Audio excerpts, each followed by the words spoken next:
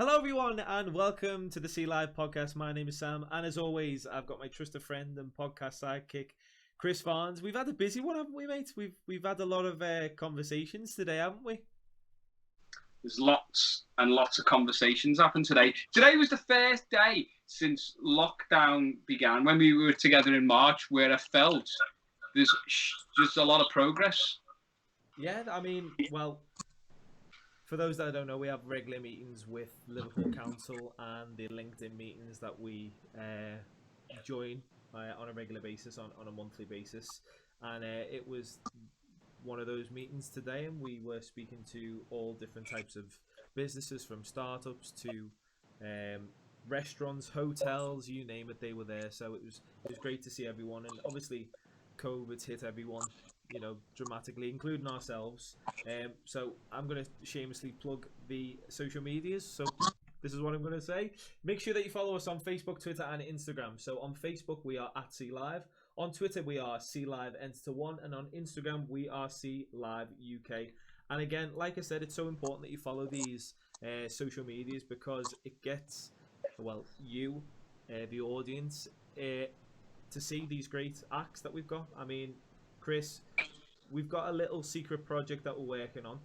Yes, there is a project, and we can't say too much about it because we're going to be pushing it a little bit further over the next few weeks. But yeah, there's a couple of significant dates coming up towards the end of the year that we're going to be able to do a couple of live things.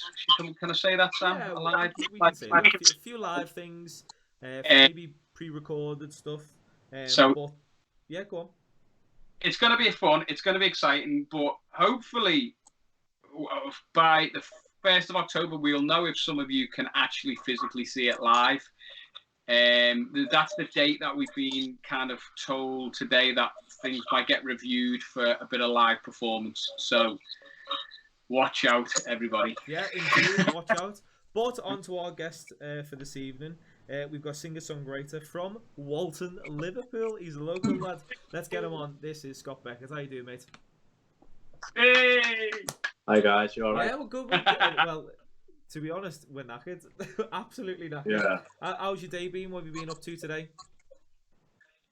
Not much, I'm going to Belfast tomorrow with a few of my mates, so just been printing off boarding passes and just getting stuff ready for that. Is there a lot to do? I know Rachel's mum and dad are going away to Italy. They've been having to fill out forms. Is it the same for Belfast, or are we still kind of on the same terms? You just fly out there? No, it was usual really, because it's Belfast. I didn't even have to put in any passport info. It was just 2 minutes it took to make book. So nothing there at the moment. It's crazy to think that. Like, I know we're part of the British Isles, but even so, like, having to, you still having to get a plane over there. Like, the people from over there aren't necessarily like in the same bubble, if it were. But Belfast, are you gonna perform in Belfast, or are you just going for anything in particular?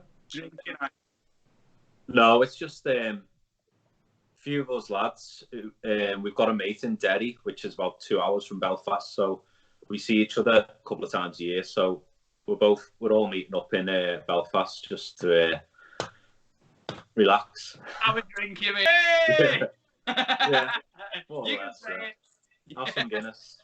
Yeah. I love Are you into your Guinness, Chris? Well, I used to be. I used to drink it quite regularly, but I don't drink as much these days. No, I've noticed you like your little diluted juice, don't you? Of an evening. I am drinking rum and cokes these days. Oh. I have nice rum and cokes, yeah. And I've found, it's took me a while, but I found my favourite one, and it's called Red Leg. So have a go of it. Spice rum and Diet Coke, and that's it. But I don't really drink lagers or beers or as much these days. I'm trying to look after myself in my old age now. Yeah, got to. Turning 50 soon, aren't you, mate? Well, you know what? It's good, Joe. I'm not seeing you now tomorrow. We were going to see each other for the first time tomorrow, but we're going to reschedule it for a busy meeting day next week. So we'll save it for them. And we might have a Guinness. Should we have a Guinness then next week? Yeah, I think so. I think that's what we need, isn't it? We need to go for a Guinness and enjoy ourselves. But, Scott, tell us a little bit about when you were growing up as a kid and the sort of music that you're listening to. Obviously, you don't go to school and be a musician. You know, you sort of the music that you listened to as a child. Did it inspire you to be a musician? Yeah, I think I was about 13 when I started paying attention to music, because, you know, I just started listening to like a bit of Oasis and, you know, Paul Simon and stuff like that. And then it just grew and grew. And then I got into John Mayer a lot, and he kind of pushed me to be a better guitar player. And then I just started writing, and then I just started singing, and it was like a cycle really. And then I didn't feel ready to gig until I was about 22. I just didn't feel comfortable doing it, you know, nerves and stuff. But as soon as I started, my nerves totally went, and I haven't looked back, to be honest. It's a big thing to get on a stage, and a lot of people don't realise that. Some people get a little glimpse of it, of what it's like, and then they don't do it for another year. And then if you regularly do it, it's a very, very exciting buzz, even weekly. But we've all missed it. You did it. You did a gig the other week, didn't you? Was that your first gig back out? Yeah, my first gig in 5 months, I think. It was just a little private garden party. Friends of my dad's said, you know, we just want a bit of afternoon live music. So I was a bit rusty, but I've done better than I thought, as in remembering, because I had to play covers. So yeah, I don't sit at home kind of practicing covers, so I had to just go through them. But they went all right. They all come back to you. It's weird. It's like riding a bike with some songs. How were your nerves? Because I did a couple of gigs over the last couple of weeks, and that first performance back after COVID, obviously we've all been off for 6 months. It's probably the longest time that I haven't sang. How were your nerves? For me, I was terrified. It just felt so unnatural. It didn't feel right. I feel like I was kind of living in a dream. Yeah, I wasn't too bad. I don't get nervous about the performing. I get nervous about making sure the sound's right and making sure I'm warmed up properly. That's the big thing for me.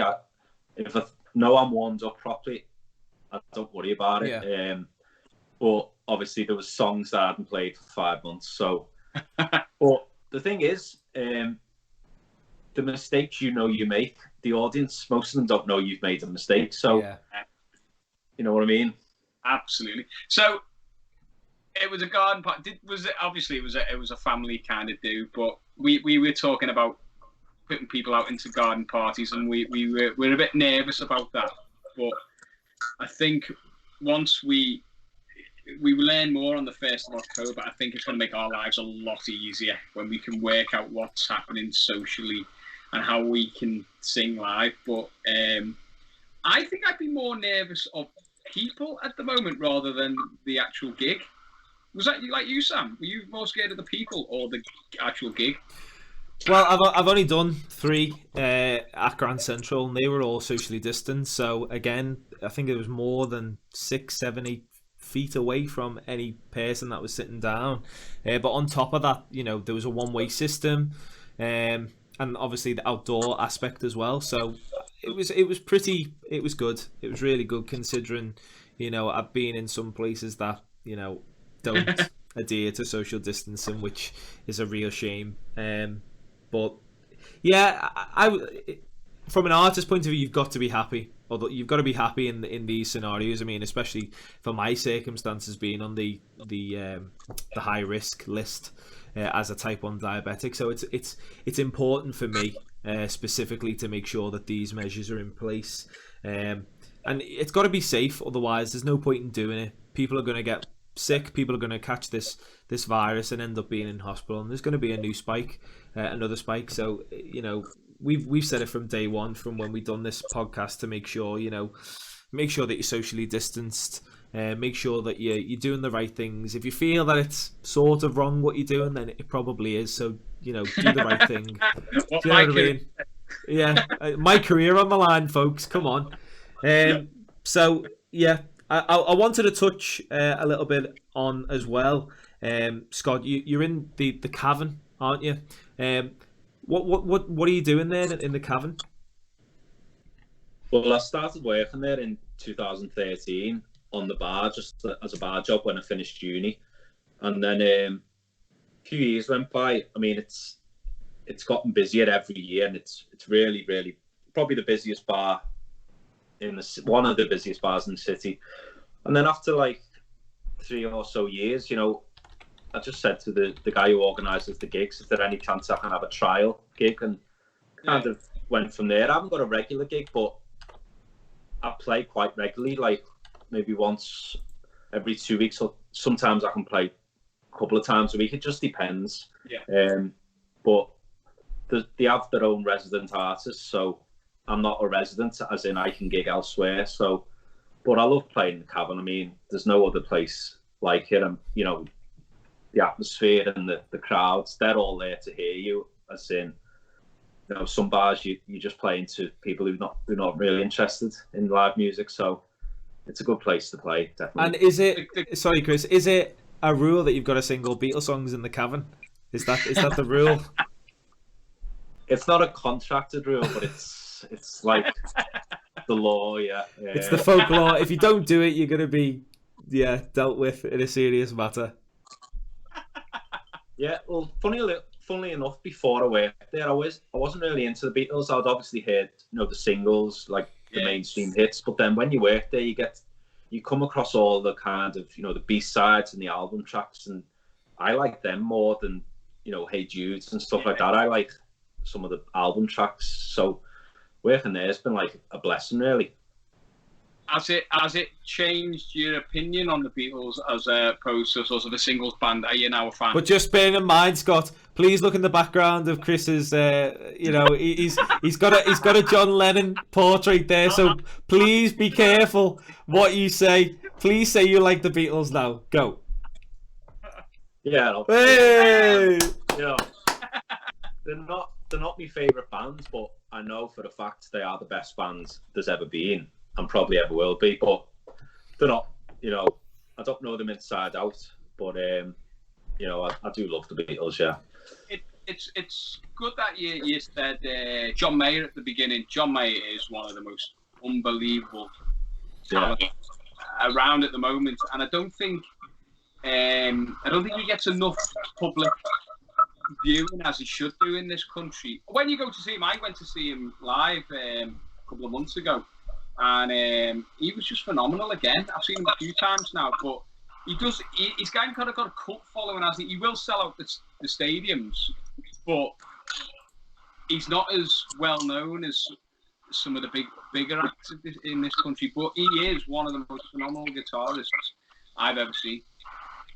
Yeah, I mean, I've seen him in Manchester earlier. I think it was earlier this year. Yeah. But I've liked him since I was for about 15 years. But as you say, he's not really mainstream over here. But I like that because it doesn't ruin it. If you know what I mean? Yeah. And I was blown away when I seen him. It was like I wanted to see him again the next day to kind of take it all in properly. Did you? Was this the Manchester gig just early in the I forget his name, but the guy opposite the stage of him, he was just as good as John Mayer. I forget his name. He had the hat on. I think it's Davey Ryan. I think he calls him. He's done a bit of vocal work as well. They're bouncing off each other, weren't they? The whole thing, and it was just a brilliant gig. A couple of years ago when I was at Glastonbury, I didn't want to. I forget it was on the main stage, but I thought I'm not going to see them. I'll go and wander on the Sunday. And have you come across Gary Clark Jr.? He's Gary Clark. No. But he's the same kind of mould as John Mayer, but he's a bit more soulful. And literally, there was, I'd say, 150 people in this tent, and apparently the guy next to, I was just talking to the guy next to me, and he said he sells out stadiums in America, this guy. And and there was between 150 of us in this tent, and it was just a brilliant, brilliant gig. Very bluesy, like John Mayer. So check him out, Gary Clark Jr. Real good player. But John Mayer's got that big thumb, hasn't he? Over the top when he's playing. Yeah, and his main acoustic is it's a Martin, and a friend of mine in the cabin has one, like a Really? And I've played a bit, and the neck is dead thin, and he's got big hands. John Mayer's got big hands, so he must find that so easy to play. Because Martin necks, I don't know, well, they're average, but like a Gibson neck is wide, isn't it? And a Fender neck is quite thin. But certain Martin, but I've never played one of those Martins, but I can imagine. So man, it's dead light. The body's dead thin, comfortable, and the neck's dead thin. It's so nice. That's it. But you find what guitars you like as you grow up. Because when you're 13, and we've all learned as kids, you know what I mean, to play guitars, you kind of get fixated on certain guitars. What is your favourite guitars? That's the question. Well, I'm into acoustics. I'm not really into electrics. My dream guitar is that John Mayer, but it's like the cheapest one. It's like $3,500. And I like Takamines as well. I've had a few Takamines. They're really nice. But I've just recently got a Martin. It's about £1,200. It only came out last year. It's similar molds to the John Mayer one, where it's thin body and thin neck, and I'm loving it at the moment. It looks like the John Mayer one. The size of it, it's not a. It's a bit bigger than a parlor kind of thing, but it's a nice looking guitar. Yeah, no, it's dead comfortable to play, and it's just because I haven't got very big hands, so I need a thin neck. I've got a big thumb, so I wanted a thin, comfortable neck to suit me smallish hands, and it's great so far. Like, I was in a guitar centre in New York when I was in New York, and I went to the big guitar centre there and had a look around. They had like a humidified room, massive big thick doors. It was like as you open it, and there was just Martins everywhere. And there was a Martin on the wall. It was about $25,000. Wow! And I said to the guy, "Can I have a go?" And he went, "Yeah, go on." So I was like, "Oh wow!" There's a picture. I'll send you pictures of me playing it. And I've picked up this guitar. It's about $25,000. It's the worst guitar I've ever played. It was horrendous. And I do like stuff in schools with the kids, and I swear that some of the kids' guitars, the little nylon strings, play better than this. And I said, why? It was the wood. It was like 1906 wood or something like that. So that's why it was so expensive. But it was shocking. It was the worst guitar I've ever played in my life. So I just put it back and. yeah. I mean, I've played guitars that are over $1,000, and they're better than ones that I've played that are like $3,000-4,000. It's just bizarre how they work out. Obviously the wood, but it's about the feel and the sound, isn't it? And that's what it was. So when you were 13, you learnt on a nylon string, a little acoustic, was it, or was it steel string? Yeah, my mum and dad got me a classical nylon string when I was about 12 for Christmas, I think, and then I was just kind of hitting it, not really playing anything. And then I got an acoustic from Costco for £50. They still do them, I think. And then obviously I got a bit better, and then I got Takamine, and then I got some lessons. So I grew up playing a little Takamine, really, and then once I got able to play, to a good standard, I got a better Takamine and so on, yeah. And did you start? When did you start writing songs? What was the age? Just penning stuff? Yeah, when I was like 15, I used to just write verses. There was no really structure to them. It was just like notes of verses and stuff like that. But songwriting, you've got to structure the song, really, haven't you? So it wasn't till I was about 20 I started to, realise how to structure it, verse, chorus, whatever. So then I just, you get bad songs out of you, and then you start getting good at writing them. So, yeah. Right, that's what it's all about. You're gonna play us one. Yeah, I'll play you one. This is like a nice slow acoustic one. Wrote this a couple of years ago, but it's one of them. People have said to me, they really like this one, and it's not like a big radio friendly song. It's just like a nice acoustic one. And what's it called "We'll Be Fine."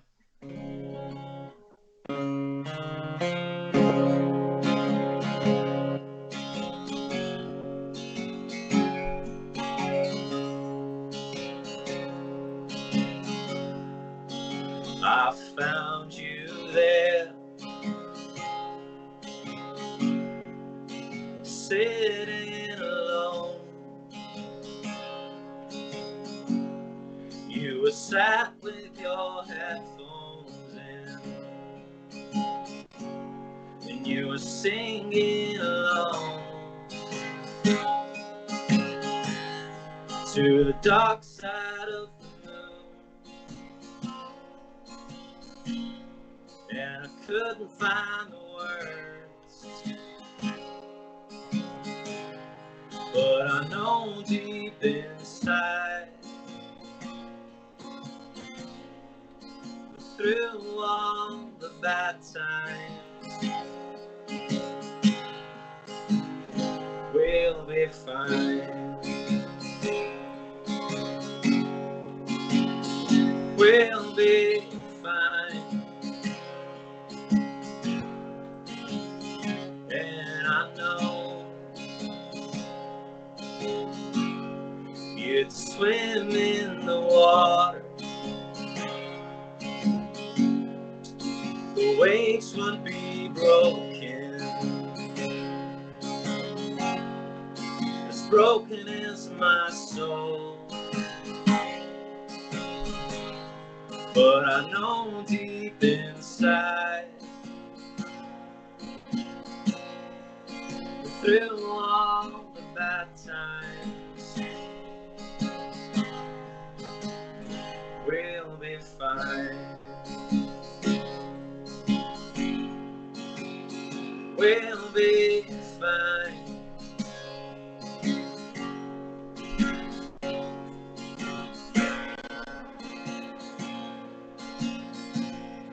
And I want you to know that we'll sail on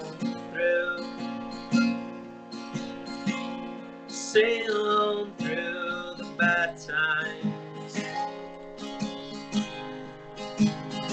We'll be fine. We'll be fine. We'll be fine. Hey! Love that. It's got a very John Mayer feel. I can see the influence. It's a lovely, lovely little picking Absolutely. style. It's fantastic. Yeah. I mean, there's a thrill of writing a song and playing it. But what comes first? I mean, what's your process, Scott? Is it more of a, you were saying like you write these sort of poem paragraphs down. Does that come first, or is it more of a jingle on the guitar? What comes first? When I was younger, it used to be I'd write verses and then I'd try and put guitar to it. But nowadays it is, I'll play around with a few chords or a little riff or something, and I'll just build it around that. But there are times when, I'm sitting on a train or something, or a line will just come to me, or a verse, and then I'll just put words to it. So it works both ways for me. But there's nothing better than creating your own song out of nothing. So I do love writing. I think I was always told when I was younger by sort of older songwriters, always carry a notepad. Always carry a note. As a musician, always carry a pen and a notepad, because you'll see something and get it down, and then that you don't know whether you'll use it, but then you've got a lyric of something you've seen. Because obviously personal experience is vital for musicians to write with, I think, and experience. It's something I think that just comes naturally for musicians. You write about your life experience. Yeah, I mean, you can do. As you know what, my notes app in my phone, you know, that's full of verses, different verses, different lines, and some songs. Some songs I've literally finished on writing it on my phone. Wow. But I do like having a notepad because, you know, your phone goes off after 30 seconds if you're sitting there thinking, and you've got to unlock it and all that sort of stuff. But, and when you make your millions, you see, you can't sell your phone. You got to sell your notepad. That's it. Yeah, exactly. Yeah, exactly. Can't frame your phone. So. But that's what it's all like. Handwritten lyrics, I think, are great because you can see the workings of them. I've always been if I'm writing songs, handwrite everything because you can see the development. I don't know if Sam's the same. I'll start a song and then I'll put it down, and then 6 months later I'll pick it up and then I'll finish it, if you know what I mean. I don't sometimes start a song, finish it. I kind of dribs and drabs, and you lose a lot of things in there because you forget how they go. But then I like looking at with fresh eyes. What about you? Yeah, I'm the same. You know, I've got loads of little videos in my phone of just, you know, like a melody. And if I can't think of any words for it, I'll just save the melody and then I'll come back to it. So I'll go through them on my phone, just chord progressions or riffs or something. And then some days I'll be able to write words to it, and then it forms a song. I mean, a song I put out a few weeks ago called Hard to Say Goodbye. I was in the cabin dressing room ready to gig, and I was just kind of warming up, but the little melody, I came up with that there, but I didn't have time to write words, and then I came back to it and ended up writing words to it, and now it's a full song. So it's good. I think it's a great feeling though when you write a song and you do a bit of a demo. I always do a little bit of a demo or something, and then you show someone the demo and they love it and they think that's great. But when you actually record it and then you start messing with it in the studio and it becomes a real good song, then you show the person the same. It's a great feeling, isn't it? Yeah. I've got the Mac I've got's quite old, so it won't let me install Logic, so I can't. The only demos I can do are kind of just on my phone, like recorded clips. But I've heard Jake Buck does that, and John Mayer's done it a few times. It's just a quick, simple way. But then I'll take it. The guy who produces my songs, I've known him for about 5 years. He's produced all of them. So I'll just send him the demo or the clip, and then we'll just kind of get together, record it, and he's really good on, you know, producing. I'm not that great on that stuff, but we work really well together, so we've got a good chemistry. That's the difference, though, because you may not be the producer, but you've got in your head what you want it to sound like, and it's just getting someone to get it to sound like what you're thinking. I think that's the most difficult thing with working with producers. Yeah, I mean, I'm very, I want to write all the words, so I'll kind of say to him, you know, if you want to throw some strings or like a whatever on it, do it, and we'll see if it works. So I'm really open to the creativity of it after I've, you know, got the words down and the basic melody, and then I kind of leave it up to him, and he's really, really good. Yeah, because I was listening to It's Gonna Be All Right, and that opening 5 seconds is it's just brilliant, and it's kind of different to your other things, if you know what I mean. It sounds like your music's progressed just off that opening 5-10 seconds.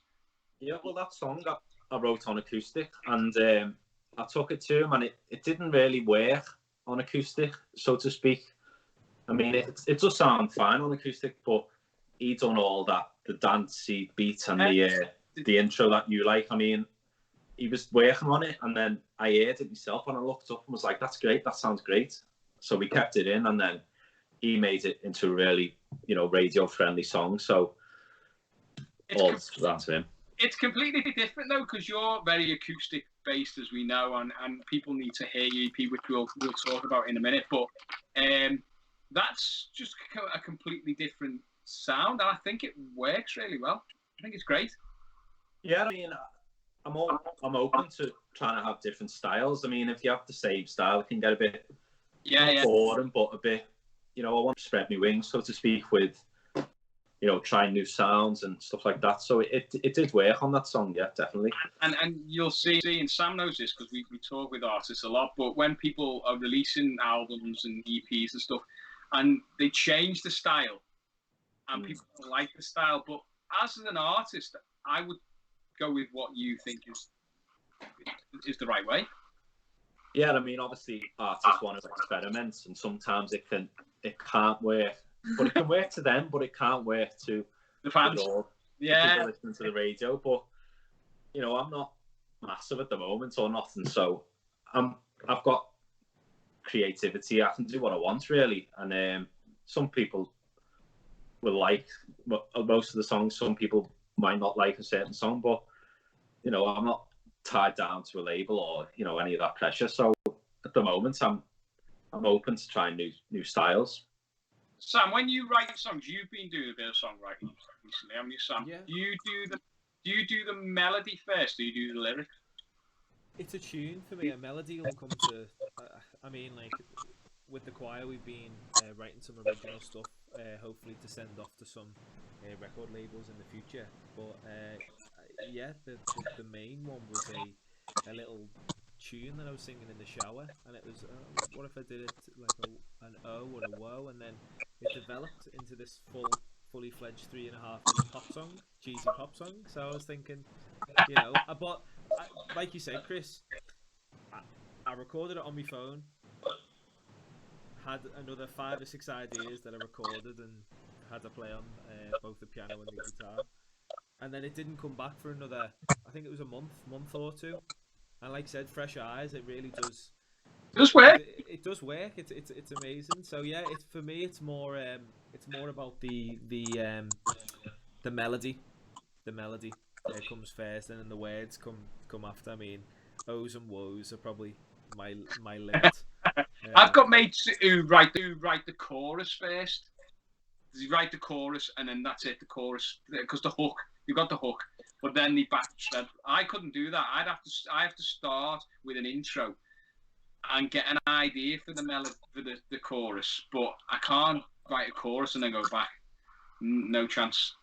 It's impossible. Everyone's style is different. Have you started any of your songs with a chorus, Scott? I don't know if I've ever tried it. No, not at the moment. I mean, I kind of agreed with my producer that some songs kind of need the chorus to kick in within the first 30 seconds. It's going to be all right. It's just a short little verse and then into the chorus. But I know what you mean. You want to write a catchy chorus or a hook. But I don't force myself into trying to write one. It just comes. If it comes, it's there. If it's not, then it's not. It's not a problem. What's the because you've released 2 EPs so far in your career. What was it like the first time you got on stage with your first EP, your first show to promote the EP? What was it like to get the response back from the crowd when you were playing the EP live? It's great, it's because it's your own song. It's something that you've created. Yeah. For people to say, oh, that was good, you sounded great, I like that song, what's that song called, how did you write that, stuff like that. That's what you want, because you don't get that with covers. I like playing covers, but there's no kind of mystery about it.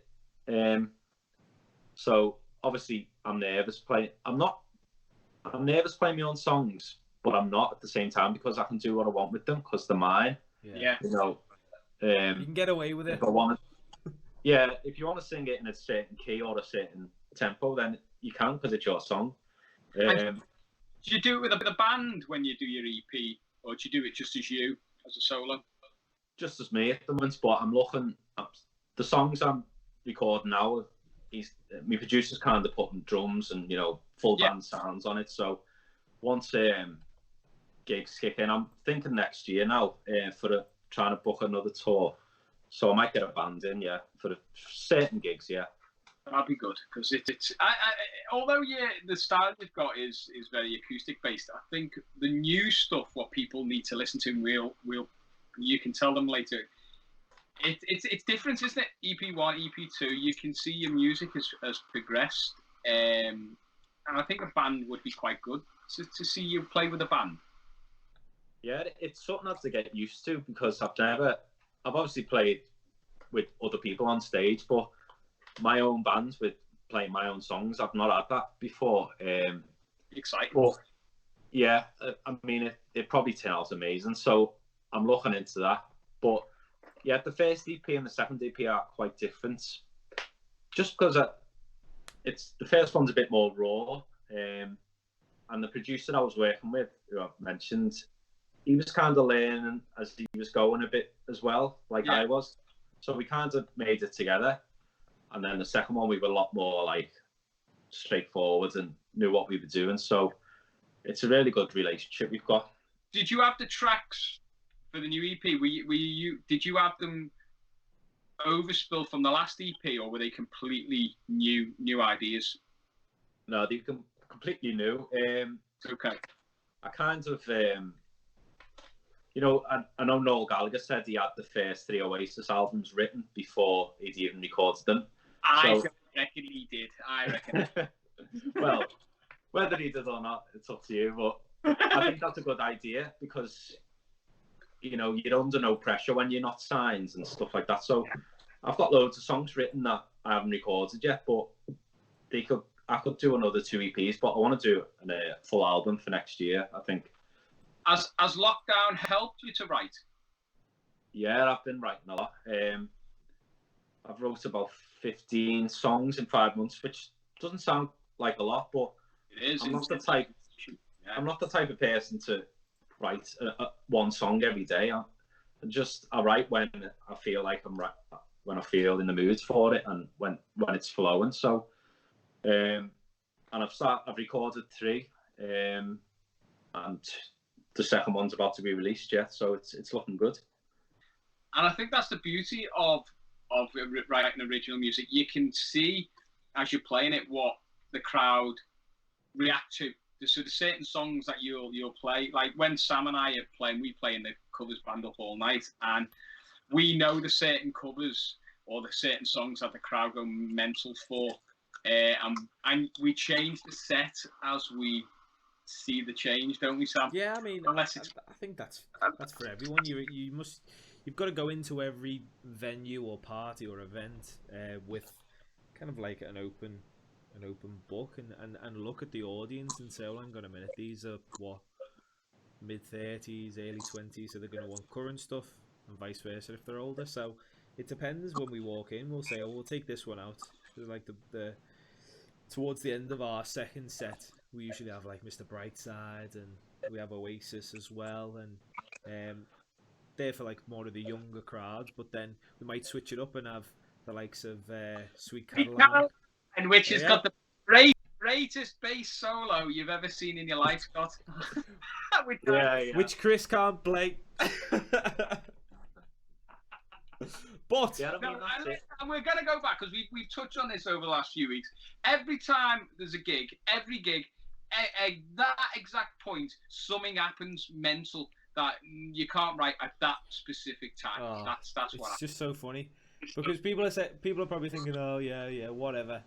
He's telling the truth. Like, there was a wedding, and once it happened once, it just keeps happening and happening and happening. This poor little girl. Well, I would always say poor little girl. She was made. Poor little Chris.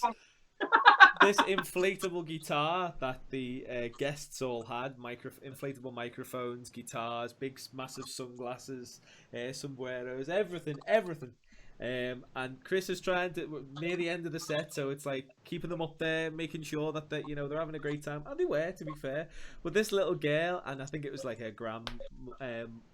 grandma, literally just threw this inflatable guitar at Chris while he's playing the solo for Sweet Caroline, and I'm not even joking. Like, you lost it, mate. I'm sorry, but you really did. What have you had any moments like that, Scott, where you've just lost the words or lost the will to live on stage? What's been the worst? Yeah, it's always Christmas, right? The gigs at Christmas when all these people are out for the first time in the year, office parties, and they're like dancing right in front of you, and you knock your mic stand, might hit you in the tooth or the face, and it's just like That's feel quite like stopping, but that's you just quite got to carry on, haven't you? Just I gotta know get through it. the front tooth through that. Yeah, a mate man said he's lost one of his teeth because of that same thing. Oh, Like, oh. I need to be careful, don't I? But it can happen. Anything can happen. And look at the Cavern last year. Where was it? Jay was playing and someone whipped him up. No way. Yeah, Jay Murray. Yeah, that was. I was working the bar, right, and I finished at 1:45, and that happened about 2:10. So I'd gone home, and then it just blew up worldwide. Like It went mental. Yeah, I think they tried to get him for like assault and that because he could have really hurt himself like on his guitar. But the thing is, as well, it's all right for someone to think it's a funny to pull someone. We're all self-employed virtually with as musicians, and that could have done some serious damage. But that's the risk you take sometimes, either getting whipped up or a 7-year-old kid getting flung at you. Yeah. What? And I know which one you'd like, Chris. Anyway, I digress. Guys, make sure as well that you do follow all our social medias, as I said before. But we've also got our fantastic website as well. So have a look at this fantastic website that we've got. All these great different genres that you can go on the website and actually book straight with us, either through Instagram or you can phone us. 07730 330 239. You'll get through to either Chris or myself. But just look at this. We can go on solo singers, and it takes you right through to all of their profiles. So like Richard Stanton from The Voice, South Africa, Holly Ellison, who's on The Voice UK, Meg, Ryan, there's a familiar face, myself, Liam Acko, everyone's there. So please make sure that you go and look at these fantastic acts, as well as our duos, our tributes, everything there. And as well, Mr. Scott Beckett, you are on there as well. So if you're interested in wanting Scott to be at your party, event, venue, give us a call and we'll happily sort you out, and we'll pass on our information to Scott. You're a big Red, Scott. I believe you're a big Red. You're into your football. Yeah, I am indeed, yeah. And obviously Anfield, we're all Reds here. I love Anfield. It's just great. New season coming ahead. Obviously a little bit of disappointment over the Community Shield, but who's bothered? It's friendly. It's a glorified friendly. But how do you think Liverpool are going to do? Can we defend the title?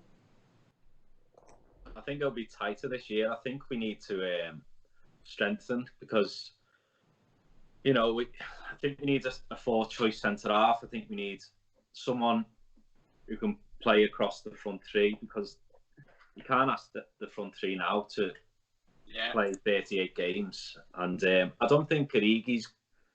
I think he's all right, but he's not good enough for the whole season, is he? And he's obviously going to sell... He wants to sell Shaqiri, apparently. I like Shaqiri, but we need someone in the attack who can fight for the place. We need a playmaker. That's what we need. We need someone in the middle who's going to thread the ball. I think Sam's available. You're available, Sam. You might fit the job. Someone else. Maybe not. But playmaker, would you take Coutinho back, Chris? Yes or no? No. Scott?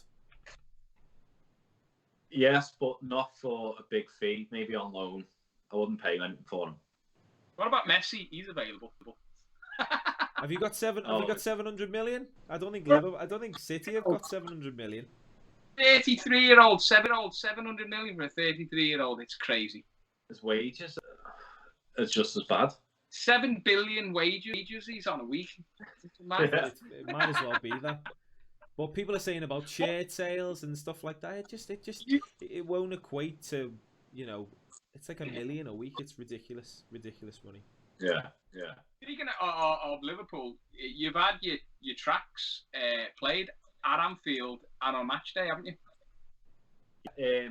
The guy who does the announcing, George Sefton, he's been there for like 50 odd years, 60 years. My dad's been going the match for about 40 years, and he knows someone who knows George Sefton, so he passed on my single, and George was like, I'll have a listen, and if it suits, pre-match, I'll play it. And he played the first song, Take Me Home, and then he played It's Gonna Be Alright last season, so it's great, yeah. That's good. And what's it like? Were you there in the stadium when it was played? yeah. Oh, what's that like? It's mad. You're just looking around to see if people are listening and see if they're taking notice. Some of them are just eating pies and stuff. But you know, it's great. It's just sitting there thinking I wrote that, so it's a nice feeling, yeah. Mad, isn't it? Isn't it? It must be a mad feeling that, because the sound, we know what the speaker system's like in Anfield. It kind of echoes, doesn't it? It's not like a stereo. It's a big echoey sound. It must be crazy to hear it through that kind of speaker as well. Yeah, to be fair to him, he plays a lot of local music. He plays Mark Kenny a lot. I'm sure you know Mark Kenny. And, you know, at our time, it's always like, this is a local band or this is a local musician. And I think that's really good. That's what's needed, isn't it? Keep especially to promote local talent. And that's what's the most important thing. And that's what Sam and I always try to push as well. Keep pushing local talent. We were actually saying that today. Keep everything in Liverpool at the moment with what's going on, and we said that at some of the meetings we had with some of the hotels today. We said keep everything back in Liverpool, keep the funds going in Liverpool. But that's what will happen. I think we'll open up, and hopefully we can come and see your EP live. That's what we're looking to do. Yeah, I had a little tour, the tour booked for June. I had a gig in Parr Street booked, and then I had a gig in Essex, Manchester, Leeds, Sheffield. Oh. Just like an eight date little tour, and all of it obviously couldn't happen. So I'm looking to try and get that back on for next year, early next year. And you're going to be promoting the Ferris Wheel EP, is it? Yeah, I'll play a few songs. I think by the time I get out on tour, I'll have new stuff as well, so I can kind of mix it up and just throw everything in. Fab. Brilliant. And obviously, and you've got any social medias that you can tell the folks to go and follow on Facebook and Instagram? Yeah, on Facebook, Scott Beckett Music. That's my music page. I've got a personal page, but I don't use it, so just stick to my music page. And Instagram, Scott Beckett with an underscore at the end. Fab.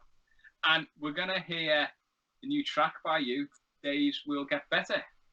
Now, yeah, I wrote this about 6 weeks ago and recorded it about 3 weeks ago, so it was kind of a quick thing. And I got it back the other day, and it's a really good song, so I'm going to put it out. I like putting stuff out to, stay in the window type thing. What date is it released? 25th of September, which is Friday. Sound. And I'm quite excited. Is this the world premiere of this track? Yeah, other than sitting in the living room playing it. Oh, nice. This is the live premiere of it. And the title of the track is fantastic, because the days will get better. Keep going, everyone.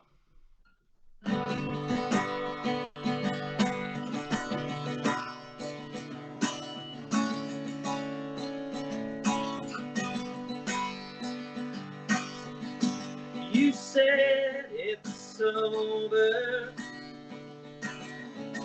You said it's gone. The blood has taken, the waters run, and I can't let it go. I can't let it pass. This life we're living, it's meant to last. I see you smiling, I heard you've been crying, but I know that days will get better.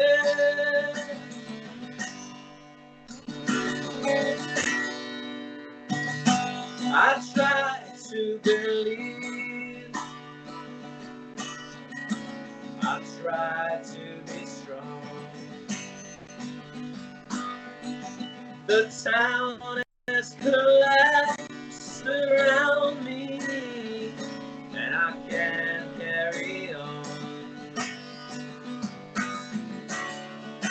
I see you smiling, heard you've been crying, but I know that wish you could help me. I wish you could love me. But I know that days will get better.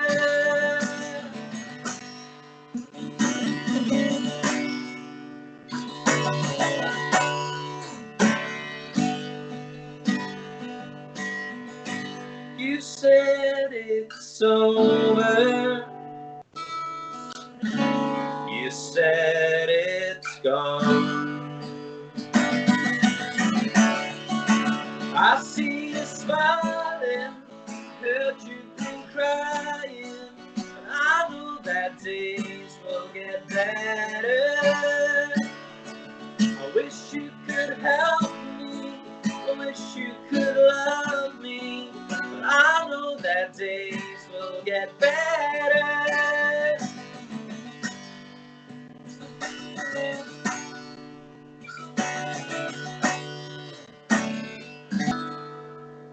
Here we go. Yay. Well done. Fantastic. We've actually got a little question that's just come in. We'll finish the show with this, guys. What was your inspiration / story behind the new song? And that's from Laura Turner. So, yeah. Oh, hi, Laura. Yeah, it was. I think it was something I read in the paper. I don't really write songs about personal experience, not a lot anyway. Kind of, if I hear a story or see something, I'll kind of write about that. But there was a bit of, lockdown in that one. A bit of, days will get better no matter what's going on or how you're feeling. So it's kind of a mixture of things, yeah. Brilliant. Well, I think that calls for the end. That was fantastic. Well done, Scott. Thank you so much. Thank you for taking the time to come on and speak to us this evening. As always, we'll be back next week with another guest. Wednesdays at 7:30. Chris, we're going to LA. We're going to LA! Yeah! So make sure that you tune in on Wednesday, 7:30 British time, not British. American time. British time. And we'll say that again, Chris. Get your passport ready. Get your passports ready because we're flying off to the West Coast. So we'll see you next week, Wednesday, 7:30, with our guest from the LA. Thank you so much again, Mr. Scott Beckett. Please follow his Instagrams and Facebook. And we'll see you next week for another edition of the Sea Live podcast. See you later.